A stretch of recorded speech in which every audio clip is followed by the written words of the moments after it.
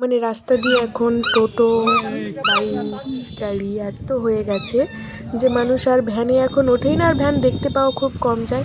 তো যাই হোক, আমি বাজারে গিয়ে যদি কখনো ভ্যান দেখতে পাই তো আমি চেষ্টা করি ভ্যানে ওঠার। আমার খুব ভালো লাগে ভ্যানে উঠতে। আর এ দেখো জিদিত বাবু ভ্যানে উঠেছে, ভ্যানে উঠে খুব আনন্দ লাগছে। মানে ও যে এত আনন্দ পাচ্ছে ভ্যানে উঠে, ও মনে হয় এটা সেকেন্ড টাইম ভ্যানে উঠলো, আর একদম ছোটবেলায় উঠেছিল। রিক্সা, ভ্যান ভ্যান রিক্সা বলে এটা।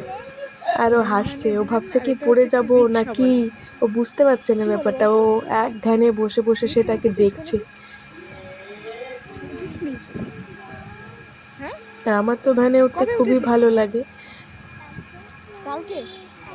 আর রিশানেরও খুব ভালো লাগে, কিন্তু রিশান তো এখন স্কুলে গেছে, আমাদের একটু বাজারে দরকার ছিল, তাই আমি ভোলোকে নিয়ে একটু বাজারে গেছিলাম। আর বাজারে গেলেই ওদের বায়না হচ্ছে কিন্ডার জয়। কিন্ডার জয়, ওর ভেতরে খেলনা থাকে, ওর ভেতরে খাবার থাকে।